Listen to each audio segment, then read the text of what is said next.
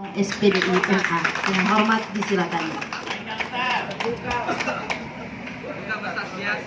Tapi panak tu kan.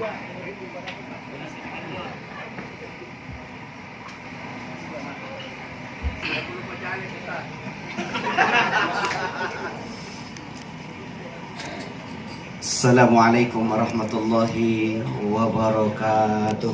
Waalaikumsalam warahmatullahi wabarakatuh. Bismillahirrahmanirrahim. Alhamdulillah wa syukru lillah.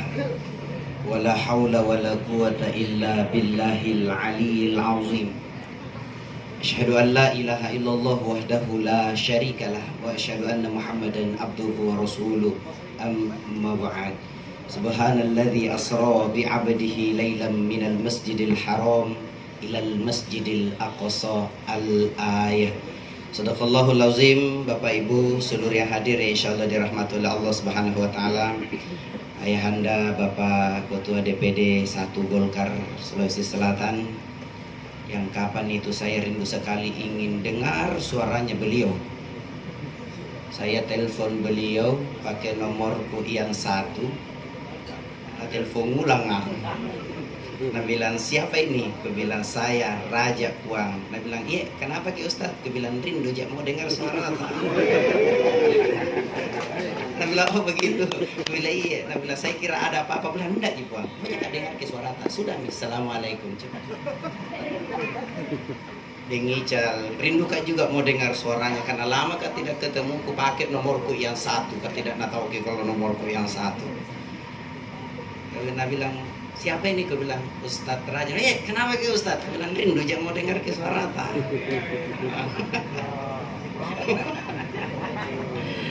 Allahu Akbar.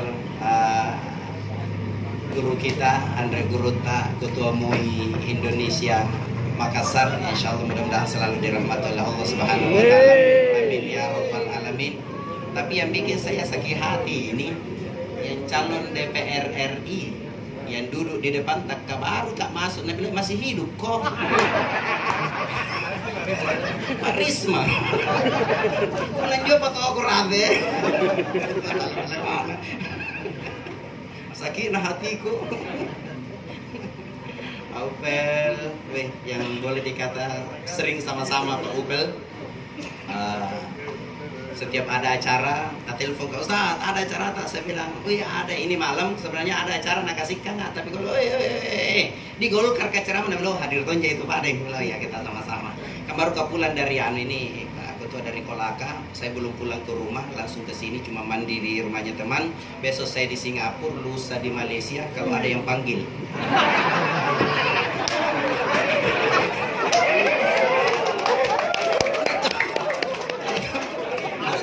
Panggil kan? Panggil, kalau tidak ada negeri itu emak.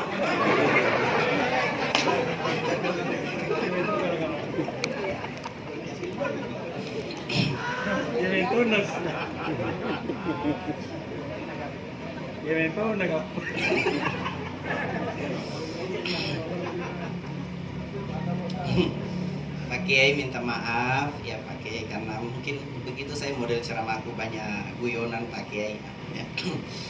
Bapak Ibu seluruh yang hadir ya insyaallah dirahmati oleh Allah Subhanahu wa taala. Malam ini kita memperingati suatu peristiwa yang sangat luar biasa yang tidak pernah dialami oleh nabi-nabi selain Rasulullah sallallahu alaihi wasallam. Apa itu? Ketika Rasulullah diperjalankan. Jadi beda jalan sendiri dengan diperjalankan. Kalau jalan sendiri, saya yang jalan sendiri, tidak mungkin Kak bisa sampai ke Kolaka dalam waktu 1 jam. Itu kalau jalan sendiri. Cuman kan ada yang jalankan Kak. Apa itu? Pesawat 45 menit sampai di Kolaka, di Antam. Sama tonji ini ketika Rasulullah diperjalankan, bukan jalan sendiri, tidak masuk akal kalau dari Masjidil Haram ke Masjidil Aqsa cuma setengah malam. Dari Masjidil Haram ke Masjid Nabawi saja itu 6 jam sampai 7 jam orang naik mobil. Tergantung dari sopirnya. Kalau kencang-kencang tidak injak rem berarti cepat sampai. Tapi tidak tahu sampainya di mana. Dari Masjidil Haram ke Masjidil Aqsa saja 6 jam sampai 7 jam orang naik mobil. Bagaimana dengan Rasulullah? Tapi kan banyak orang yang tidak percaya. Bahkan ketika Rasulullah pulang, duduk di dalam satu masjid di masjid, menghadap ke sahabat Rasulullah mengatakan, wahai sahabat-sahabatku, semalam saya diperjalankan oleh Allah Subhanahu wa taala dari Masjidil Haram ke Masjidil Aqsa. Banyak yang murtad. Ada yang mengatakan, Muhammad itu gila mentongi, pengorok mentongi itu Muhammad. Masa dari Masjidil Haram ke Masjidil Aqsa naik ke Sidratul Muntaha? Tidak masuk akal. Banyak yang keluar dari agama Islam. Sampai Rasulullah mengatakan, semalam saya diperlihatkan oleh Allah ketika diperjalankan di dalam abad Allah perlihatkan sorga dan neraka. Di dalam neraka itu banyak-banyak kuliah perempuan. Tapi jamaah kita tetap sinis kayak ibu, yang penting bukan kita. Ibu ya. Bertanya sahabat, ya Rasulullah, apa dia tidak sholat? Nabi bilang sholat. Apa tidak puasa? Nabi bilang puasa. Apa tidak bersedekah? Nabi bilang bersedekah. Kenapa ya Rasulullah banyak perempuan dalam neraka? Nabi bilang, masalah sepele. Nabi bilang apa? Nabi bilang banyaknya perempuan ketika pulang suaminya tidak nasyukuri apa na bawa kan.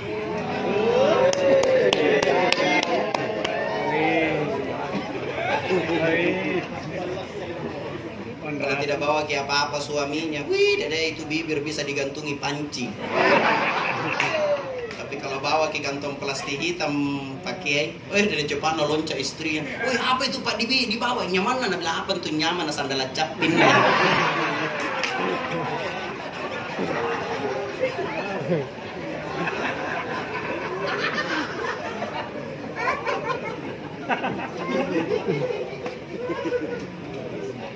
Apa yang kedua ya Rasulullah sampai banyak perempuan masuk ke dalam neraka? Nabi bilang karena banyaknya juga perempuan. Satu, jika kesalahannya suaminya itu minungkit-ungkit terus sampai mati, suaminya itu terus nungkit. Pasti ada ibu-ibu bertanya, Ustadz, apa suami tidak ada yang masuk neraka? Ada toh. Yang mana itu? Suami yang pampidogang, suami yang seke, yang suami yang tidak mau kasih uang belanja istrinya. Kenapa iya ibu? Curiga. Suami yang sembunyi uangnya kalau tidak mau nak kasih, yang penting mau tompi suami istrinya baru nak kasih. Pak, mau ke ikan, berapa ikan nggak? 20.000. 20.000 tuh tidak kasih ikan. Nah ternyata itu pakai bukan cuma zaman sekarang saja ada. Pada zaman Rasulullah juga ada suami yang begitu. Buktinya apa? Istrinya Abu Sufyan datang mengadu kepada Rasulullah. Ya Rasulullah, itu suamiku pelit, tidak mau kena kasih uang belanja. Apa saya dosa ya Rasulullah kalau saya ambil uangnya tanpa sepengetahuan? Rasulullah mengatakan, tidak dosa. Yang penting ambil secukupnya.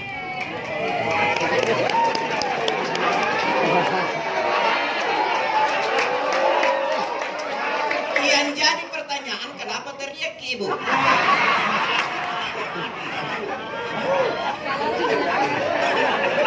Yang penting ambil secukupnya, jangan ambil semua. Suami tak masuk di WC paris serumpin. Ada 1 juta, ambil 300.000. Beli ikan katamba, bakar rica-rica, hidangkan di meja. Begitu suami tak datang, apa nak bilang, wih, dede nyaman na masakan istriku. Bilang tuh makin nyaman mantoi pun ada duit niluka.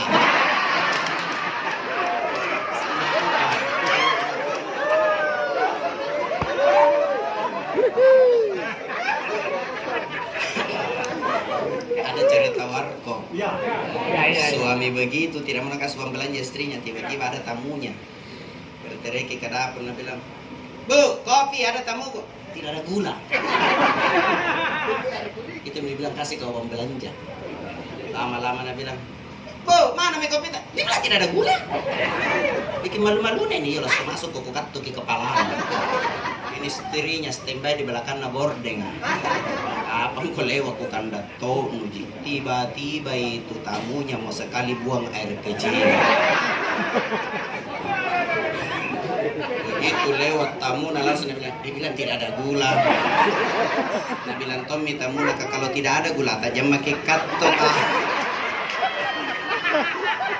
Asing aja ini mau buang air kecil.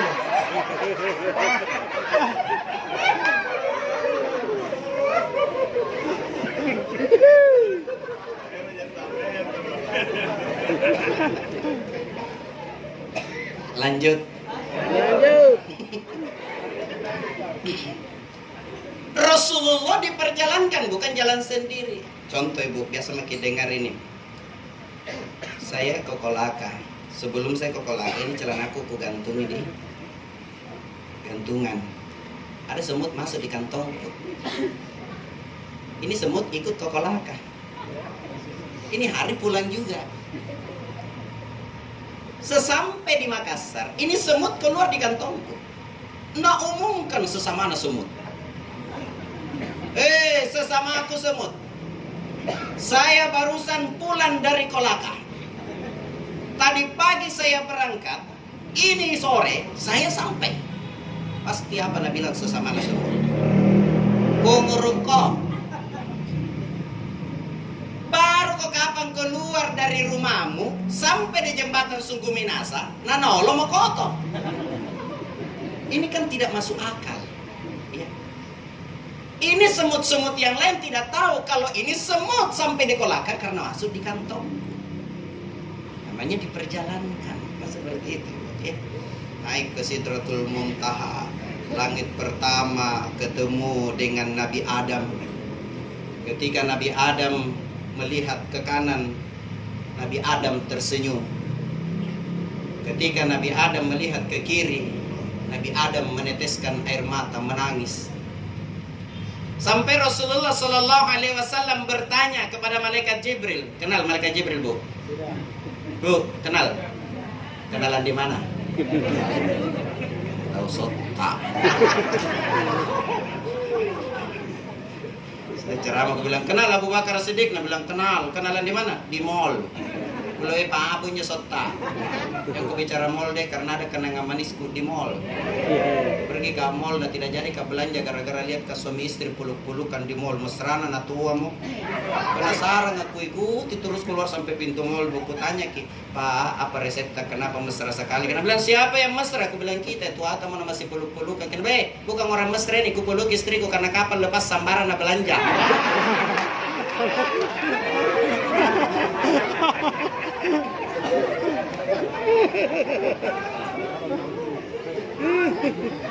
Bertanya Rasulullah kepada malaikat Jibril, siapa itu ya Jibril?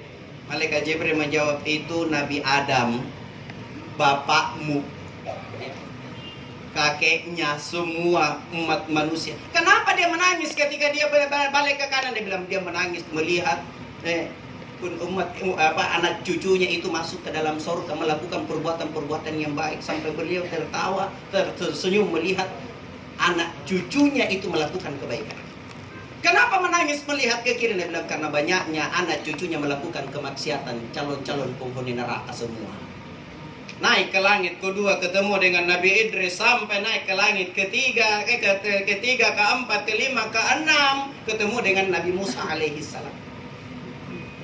Naik sampai Rasulullah naik ke Sidratul Muntaha, ketemu dengan Allah, diperintahkan sholat 50 kali sehari semalam. Ada seandainya jadi itu kapal 50 kali sehari semalam, tidak ada waktu tak duduk-duduk begini. Apalagi caleg kan juga. Tidak waktu nak bercengkrama. 50 kali sehari semalam. Rasulullah terima itu 50 kali sehari semalam. Kenapa Rasulullah terima itu 50 kali sehari semalam? Karena Rasulullah paling kuat dalam sholat. Ada beberapa riwayat Rasulullah itu sholat sekali berdiri sampai bengkak betisnya. Sama dengan kita semua.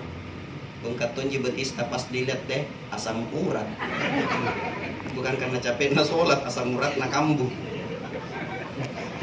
Minta maaf yang asam urat.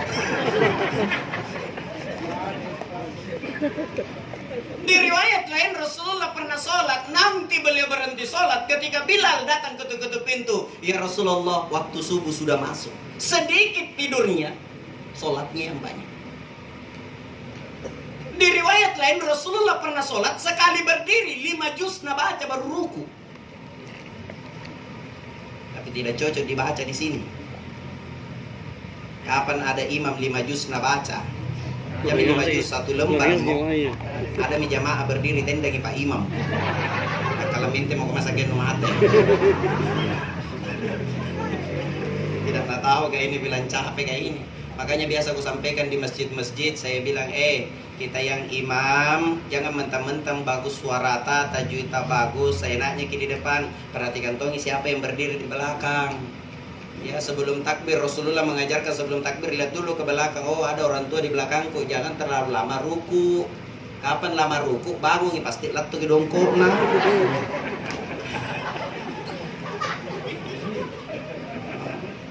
Imam harus tahu, harus mengerti. Oh, ini musim kadang panas, kadang hujan, berarti ada jamaahku influenza, perkirakan mami.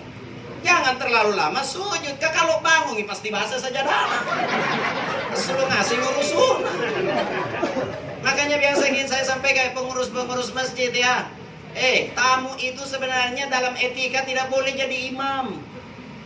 Etikanya itu tamu tidak boleh jadi imam. Walaupun saya ustaz, jangan mentang-mentang saya ustaz, woi barakana roh, ustaz karena jadi imam. Jangan, karena tidak semua ustaz akhlaknya bagus. Minta maaf ya, kalau ada ustaz dengar marah berarti dia itu. Gampang. Susah anak. Apalagi kalau dilihat baru baju kokona hebat, langsung dibilang mana sosas aja. Jangan begitu sorong-sorong naik imam. Kan ada cerita begitu, pokok dorong-dorong naik jadi imam. Tidak ada yang mau naik jadi imam. Tiba-tiba muncul dari pintu masjid bajunya sampai di kaki, baju kokona. Apa dia bilang jamaah? Makna sosasan nih. Suruh naik. Semakin didorong naik, semakin begini tangannya. Semakin didorong, semakin begini. Karena banyak yang dorong terpaksa naik. Untuk sholat zuhur, minta maaf ternyata yang didorong orang bisu. Naik ya. Dia bilang makmu mengamati makin. Salah suruh. Pas mau ruku balik ke belakang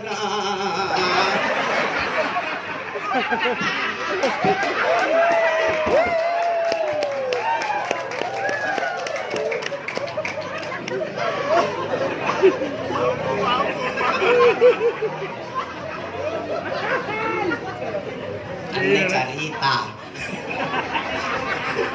carita.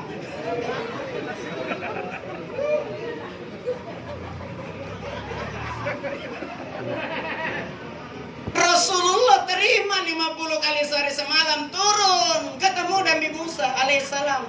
Apa kata Nabi Musa? Wahai Tuanku Muhammad, apa yang diperintahkan Allah kepadamu?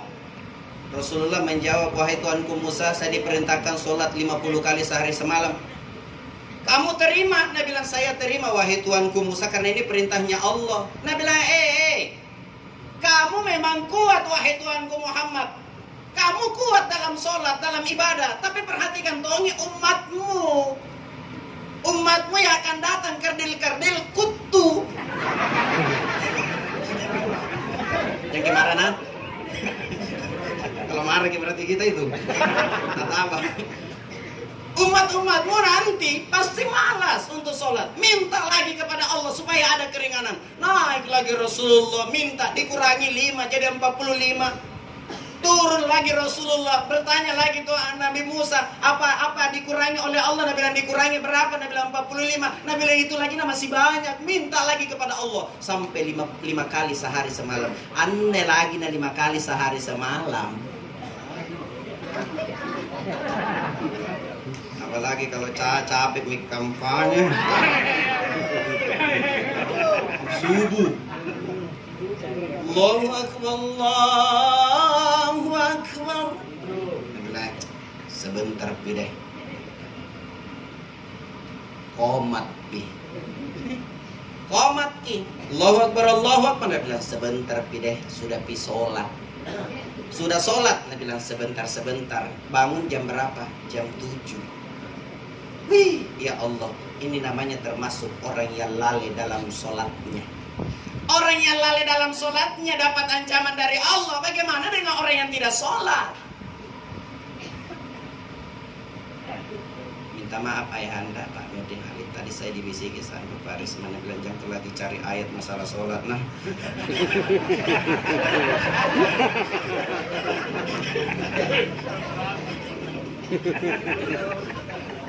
bisiki ya. Pernah kan di Bon dia bilang pekong, nata bago. Orang yang sholat saja dapat ancaman dari Allah, bagaimana yang tidak sholat? Apa ancamannya orang yang tidak sholat? Mau kita tahu bagaimana siksaannya orang yang tidak sholat? Mau, Bu? Pada zaman sahabat ada seorang gadis yang meninggal. Begitu dikasih turun di liang lahat, kakaknya yang kasih turun. Tidak sadar kalau uangnya terjatuh turun. Sebulan setelah ditimbun, kembali ke rumahnya, dia cari itu uang. Mana ini uang? Baru nak sadar, oh barangkali waktu saya kasih turun adekku di liang lahat, nah terjatuh ini uang. Tengah malam dia bongkar itu kuburan. Dia bongkar kuburan. Baru sampai di papan pengelasnya, tiba-tiba ini papan bergeser. Begitu bergeser, ada mami api yang berkobar. Ada api yang berkobar. Dia timbun kembali, lari ke rumahnya, mamanya menangis. Nah bilang, Ma, dosa besar apakah dilakukan adekku waktu hidup? Nah bilang, kenapa kak? Nah bilang, dari ke kuburannya, karena uangku terjatuh di bawah, Pak Mama. Nah begitu kubongkar kuburan, ini papan bergeser, ada mami api yang berkobar. Panasnya belum pernah saya rasakan sepanas itu di muka bumi. Dia bilang, bagus Ji itu adekmu, baik Ji adekmu, bagus Ji sama tetangga, tidak pernah Ji itu bertengkar dengan tetangganya, puasa Senin Kamisnya jalan, rajin tonji itu bersedekah. Cuman, Nabi bilang cuma ngapa man? Nabi bilang suka tunda-tunda waktu sholat. Hal ini dilaporkan kepada salah seorang sahabat. Sahabat ini mengatakan, saya pernah mendengar Rasulullah mengatakan, salah satu penyebab orang dibakar dalam kubur gara-gara suka tunda-tunda waktu sholat. Bagaimana itu yang tidak sholat? Mau tahu lagi siksaannya orang yang tidak sholat? Mau? Pak Bu, minta maaf agak kasar kini mulutku. Pernah kita dengar ada anjing tengah malam panjang rongannya? Pernah ya di kampung. Kalau menggonggong itu itu menggonggong. Ini yang panjang rongannya. Persis. Kenapa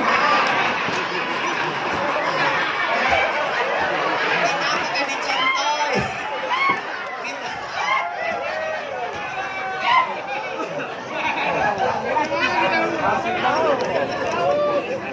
Minta maaf Budi.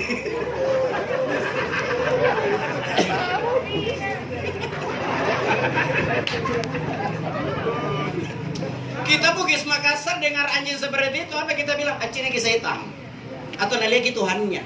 Padahal dalam hadis qudsi anjing yang meraung seperti itu bukan dia setan. Anjing ini meraung gara-gara mendengar orang disiksa dalam kubur, gara-gara tidak mau sujud kepada Allah. Sampai anjing ini ngomong begini, ya Allah, saya bangga jadi anjing, saya syukur jadi anjing. Allah tanya, kenapa syukur kau? Ya Allah, seandainya saya jadi manusia, persis saya disiksa dalam kubur, gara-gara tidak mau sujud kepada Allah. Jadi kira-kira apa yang mau dibanggakan?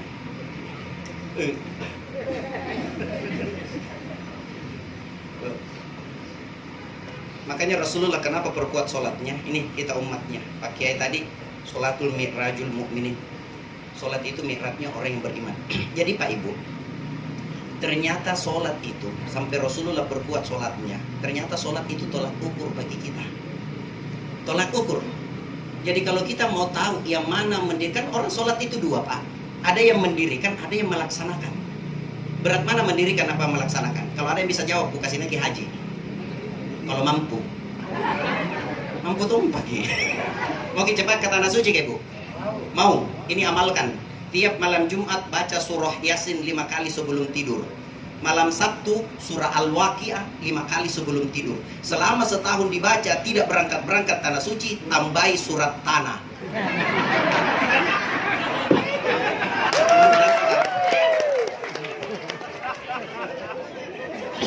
Insya Allah berangkat. Tenang asen nafil ya. Nah tulis ini.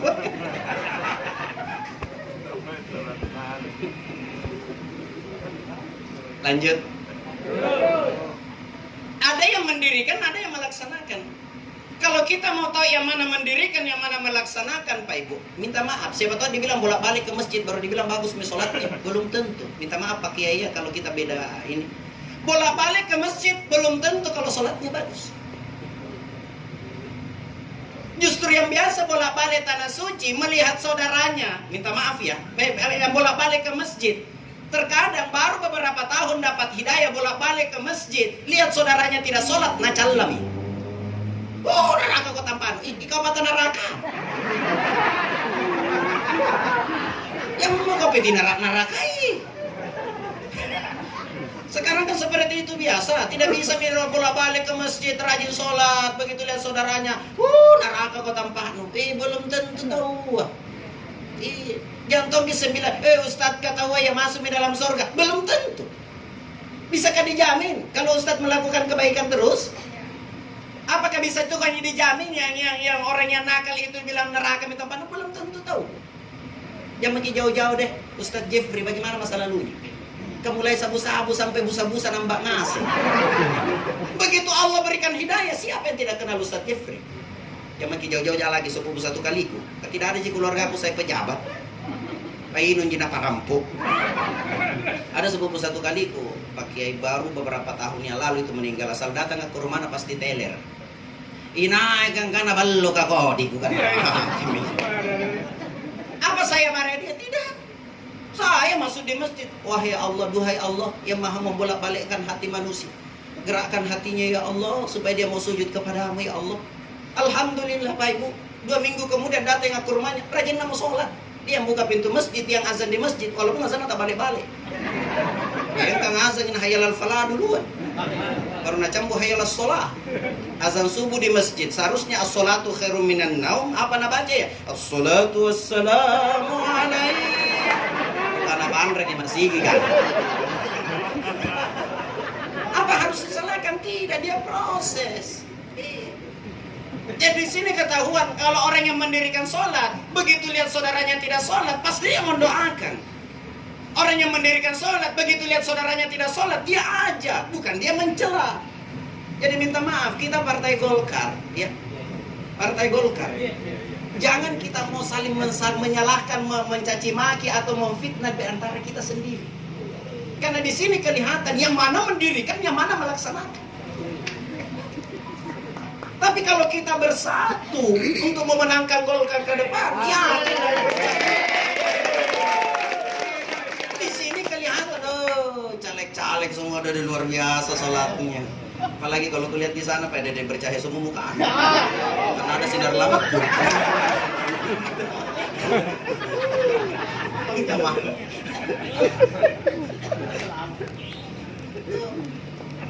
Apalagi kalau ada di antara kita, kalau nak celah orang bukan di tangan dan menunjuk, kadang bibir nama amin. Itu yang mana kan? Masa kalau lihat orang seperti itu, satu jadi aku, ya Allah, kembalikanlah alu bibiran. Sembarang nak cari itu, gitu anak yang di sebelah dia kalau pagi-pagi pergi sekolah lagi jumpa, kalau pulang lentung ngantar, kenapa dia kalau jumpa ngantar ke tukang ojek?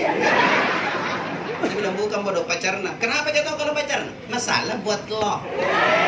Dia bilang, woi anakku saya tidak ada yang jumpu-jumpu. Siapa yang mau jumpu kan? Anu kalau baru TK. Dia bilang, woi SMA anakku tapi tidak ada yang jumpu-jumpu. Jeleki kamu anak-anak.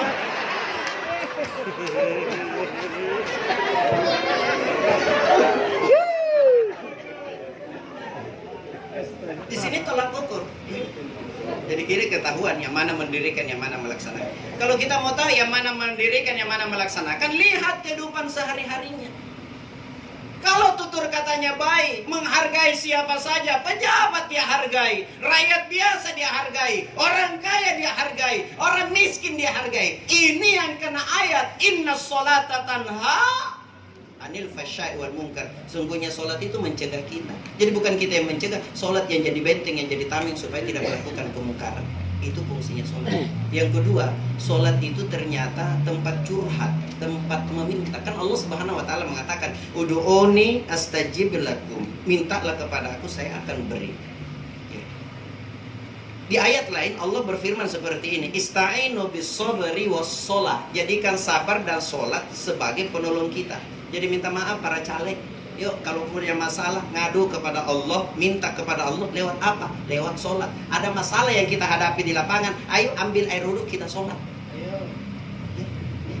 Minta kepada Allah. Sama saya kalau tidak ada uangku tidak pernah kamu mengeluh sama orang. Minta kepada Allah yang maha kaya dan maha pemberi. Lewat apa? Sholat.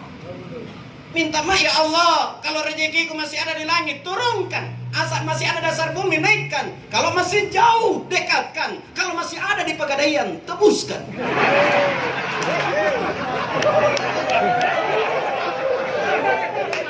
Bila malaikat kowe urusan nonton ngurus. Komanin ran nyuruh ngasung kau dibayar. Minta kepada Allah.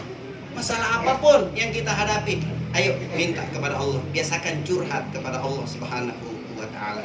Yang terakhir yang saya mau sampaikan, Pak Ibu, ternyata sholat itu penghapusan dosa.